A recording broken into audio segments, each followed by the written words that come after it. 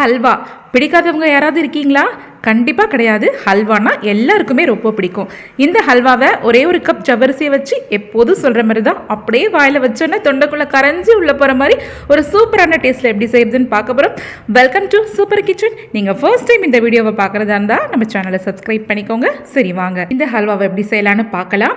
இந்த ஹல்வா செய்யறதுக்கு முதல்ல ஒரு கப் அளவுக்கு ஜவ்வரிசி எடுத்திருக்கேன். இந்த ஜவ்வரிசி வந்து நம்ம பெரிய சைஸில் இருக்கக்கூடிய மாவு ஜவ்வரிசி தான். கண்டிப்பாக இந்த ஜவ்வரிசியை யூஸ் பண்ணி இந்த ஹல்வாவை செய்யுங்க. அப்போ தான் ஹல்வா ரொம்ப டேஸ்ட்டாக இருக்கும். இப்போ இந்த ஜவ்வரிசியை நல்லா சுத்தமாக 2 முறை தண்ணீரில் கழுவிட்டு தண்ணியெல்லாம் வடித்து எடுத்துகிட்டு வந்திருக்கேன்.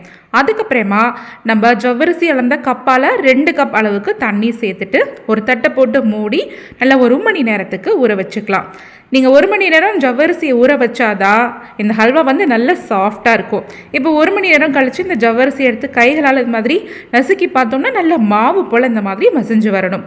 இதுதான் கரெக்டான பதங்க.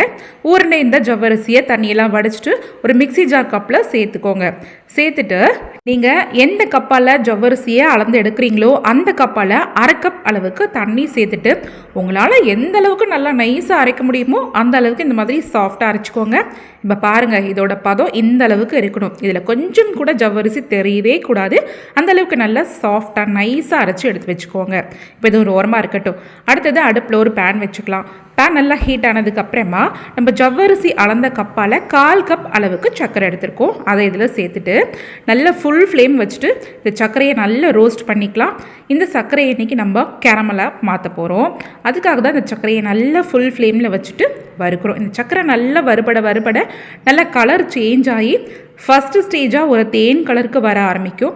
அதுக்கப்புறமும் விடாதீங்க, நல்லா கண்டினியூஸாக மேற்கொண்டு இது மாதிரி கலந்து விட்டுக்கிட்டே வந்தீங்கன்னா நல்ல ஒரு டார்க் ப்ரௌன் கலருக்கு வரும்.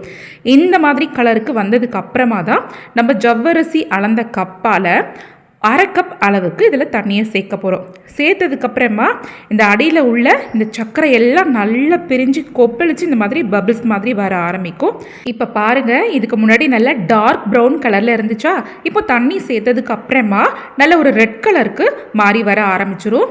இப்போ அவ்வளோதான். இது கூடவே நம்ம ஜவ்வரிசி அளந்த கப்பால் 1 கப் அளவுக்கு தண்ணி சேர்த்துக்கலாம். சேர்த்துட்டு ஒரு தடவை நல்லா ஈவனாக கலந்து விட்டுக்கோங்க.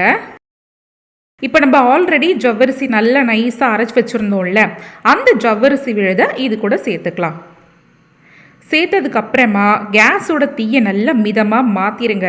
இல்லைனா டக்குன்னு நம்ம ஜவ்வரிசி சேர்த்தோன்னே கட்டிப்பிடிக்க ஆரம்பிச்சிடும். அதனால் நல்லா லோ ஃப்ளேமில் வச்சுட்டு நல்லா ஈவனாக ஒரு 5 நிமிஷத்துக்கு இந்த மாதிரி கலந்து விட்டுருங்க.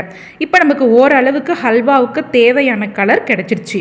இந்த சமயத்தில் இந்த ஹல்வாவுக்கு தேவையான தித்துப்பு சுவைக்காக ஜவ்வரிசி அளந்த கப்பால் 1 கப் அளவுக்கு சர்க்கரை சேர்த்துருக்கேன். இதில் ஆல்ரெடி கேரமல் சேர்த்துக்காக 1/4 கப் அளவுக்கு சர்க்கரை சேர்த்துருக்கோம். மொத்தத்துக்கு இன்றைக்கி 1/4 கப் அளவுக்கு சர்க்கரை சேர்த்துருக்கோம். இதுவே போதுமான அளவு தித்திப்பு சுவையை கொடுக்குங்க. இப்போ இந்த சர்க்கரையை சேர்த்ததுக்கு அப்புறமா நல்ல ஃபுல் ஃப்ளேமில் வச்சு கலந்து விட்டுக்கிட்டே வந்தீங்கன்னா இன்னும் கொஞ்சம் இந்த ஸ்வீட் வந்து ஒரு லூஸான கன்சிஸ்டன்சிக்கு மாறி இது மாதிரி நல்லா தளதளன்னு கொதிச்சு வர ஆரம்பிக்கும். இந்த சமயத்தில் வாசனைக்காக 1/4 டீஸ்பூன் அளவுக்கு ஏலக்காய் பொடியை சேர்த்துட்டு கண்டினியூஸாக 10 நிமிஷத்துக்கு மீடியம் ஃப்ளேம்லேயே நல்லா கைவிடாமல் கலந்து விட்டுக்கிட்டே வந்தீங்கன்னா இந்த ஸ்வீட் வந்து ஒரு கட்டியான பதத்துக்கு மாறி வர ஆரம்பிக்கும். நான் வந்து வீடியோக்காக கொஞ்சமாக ஒரு பிஞ்ச் அளவுக்கு ரெட் ஃபுட் கலர் சேர்த்துருக்கேன். உங்களுக்கு வந்து ஃபுட் கலர் சேர்க்கறதுல விருப்பமே இல்லை அப்படின்னா நம்ம கேரமல் சேர்த்து நேச்சுரலான கலர்லேயே நீங்கள் இந்த ஸ்வீட்டை செஞ்சுக்கலாம். இப்போ 10 நிமிஷம் முடிஞ்சதுக்கு அப்புறமா 1 டீஸ்பூன் மட்டும் நெய் சேர்த்துட்டு இந்த மாதிரி கலந்து விடுங்க. இந்த ஸ்வீட் செய்கிறதுல ஒரு ஸ்பெஷாலிட்டி என்னென்னா, இந்த ஹல்வாவுக்கு அதிகப்படியாக நெய்யே தேவையில்லைங்க. 2 ஸ்பூன் மட்டும் நெய் இருந்தால் போதும். ஃபஸ்ட்டு ஸ்டேஜாக 1 ஸ்பூன் மட்டும் நெய்யை சேர்த்து இந்த மாதிரி கலந்து விடுவோம். இந்த ஜவ்வரிசி ஹல்வா மட்டும் நம்ம எவ்வளோ தான் நெய் சேர்த்தாலோ அதை அப்சர்வே பண்ணாதுங்க. நம்ம அதிகமாக அடுத்தடுத்து நெய் விடுறதுக்கு தேவையே கிடையாது. நம்ம கொஞ்சமாக நெய் விட்டாலுமே அது மேலேயே மிதந்துக்கிட்டே தான் இருக்கும். இது கொஞ்சம் கூட உள்வாங்காது. இப்போ பாருங்கள், 1 டீஸ்பூன் நெய் சேர்த்துட்டு நல்லா கிண்டிட்டு அதுக்கப்புறம் கேஸ் ஸ்டவ்வை கம்ப்ளீட்டாக ஆஃப் பண்ணிவிடுங்க. இப்போ இந்த ஹல்வாவை ஒரு 10 நிமிஷம் ரெஸ்ட் விட்டுட்டு ஃபைனலாக 1 டீஸ்பூன் நெய்யில் முந்திரி பருப்பை தாளித்து இதில் சேர்த்துருங்க. சேர்த்ததுக்கப்புறமா நல்லா ஈவனாக இது மாதிரி எல்லாம் ஒன்றோட ஒன்று மிக்ஸ் ஆகிற மாதிரி கலந்து விட்டுருங்க. இப்போது டேஸ்டான ஜவ்வரிசி அல்வா ரெடி ஆகிடுச்சு. அதுவும் 1 கப் ஜவ்வரிசி, சர்க்கரை, 2 ஸ்பூன் நெய் மட்டும் சேர்த்துட்டு. இன்னும் டேஸ்ட் வைஸ் சொல்லப்போனால் இது நம்ம திருநெல்வேலி ஹல்வாலாம் இருக்கும்ல, அந்த ஹல்வா டேஸ்ட்டை விடவே ரொம்ப சுவையாக இருக்குங்க. நீங்களும் கண்டிப்பாக ட்ரை பண்ணி பாருங்கள். இந்த ஹல்வாவை நல்லா சுட சுட சாப்பிட்டாலும் சூப்பராக இருக்கும், நல்லா ஆறி போய் ஜில்லுன்னு சாப்பிட்டாலும் அதை விடவே சூப்பராக இருக்குங்க. நீங்களும் இந்த ஹல்வாவை உங்கள் வீட்டில் செஞ்சு பார்த்துட்டு எப்படி இருந்தது அப்படின்றத மட்டும் கமெண்ட்டில் சொல்லுங்கள். இந்த ஸ்வீட் ரெசிபி உங்களுக்கு பிடிச்சிருந்ததுன்னா சூப்பர் கிச்சன் சேனலை சப்ஸ்கிரைப் பண்ணிக்கோங்க. சப்ஸ்கிரைப் பண்ணும்போது பக்கத்தில் இருக்கிற பெல் பட்டனையும் கிளிக் பண்ணிக்கோங்க. லைக் பண்ணி ஷேர் பண்ணுங்கள். நன்றி.